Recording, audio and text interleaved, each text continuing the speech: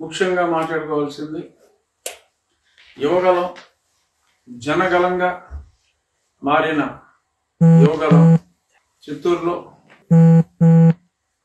యువగలం పాదయాత్ర మరి పెను తుఫానుగా మారి ఇవాళ విశాఖపట్నం విజయనగరం అక్కడ 3132 కిలోమీటర్ల దూరంలో పైలాన్ వేసి ఒక మహా సభతో ఈరోజు ముగియబోతోంది. మరి ఈ పరిణామ క్రమంలో వాటి ముందు ఏముందలే 4 రోజులు నడుస్తాడు పోతాడు అని ఏదో ఒళ్ళు తగ్గడానికి నడుస్తున్నాడు అని కొందరు యువజన శ్రామిక రైతు కాంగ్రెస్ పార్టీ అగ్ర నాయకురాండ్లు మరి చాలా రకాలుగా హేళన చేశారు.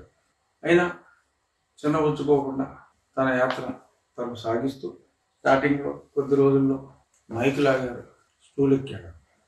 ఆ తర్వాత వాహనం సీజ్ చేశారు, నీకు పర్మిషన్ లేదన్నారు, మేడెక్కి మాట్లాడాడు. సో అలా ఎన్ని అవాంతరాలు కలిగించిన మరి చెప్పాలంటే ఒక గాంధేయ వాదంతో మరి తను ముందుకెళ్తూ అలా వెళ్ళే క్రమంలో జనం విపరీతంగా గ్రాడ్యువల్గా పెరిగి జిల్లాకి ఇంక్లూడింగ్ కడపతో సహా తల బలాన్ని పెంచుకుంటూ ఆ యాత్ర నెల్లూరు వచ్చేటప్పటికి అంతా అక్కడి నుంచి మొత్తం మారిపోయింది.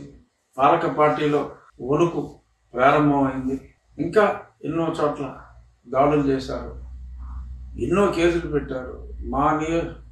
మా భీమవరం వచ్చేటప్పటికి మరి వాళ్ళే దాడి చేసి ఆ లోకల్ జిల్లా అధ్యక్షురాలు మాజీ ఎంపీ గారు వారి మీదతో సహా అటెంప్ట్ మర్డర్ 307 కేసులు పెట్టి మోర్ దాన్ 100 పీపుల్ని అరెస్ట్ చేసి ఇలా హెరాస్ చేసుకుంటూ వెళ్ళి అడుగడుగున ఎన్ని అవరోధాలు కలిగించినప్పటికీ కూడా కొంచెం కూడా బాధపడకుండా మరి ముందుకు వెళ్ళటం, ఆ ఏజ్లో ఆ పరిపక్వత రావటం నిజంగా hats off to mister Lokesh అని మనస్ఫూర్తిగా చెప్పుకోక తప్పదు. సరే, ఆ తర్వాత తండ్రి గారిని అక్రమ అరెస్టు, కొద్ది రోజులు మరి గ్యాప్ తీసుకోవాల్సి వచ్చిన మరి ఆ గ్యాప్ తీసుకున్న వెంటనే ఆయన బంధ విముక్తులు అయిన వెంటనే ఆలస్యం చేయకుండా మళ్ళీ రెట్టించిన ఉత్సాహంతో రెట్టింపైన జనంతో ఆ కదిలిన తీరు ఇప్పుడు ఒక ఒలిక్కి వచ్చింది.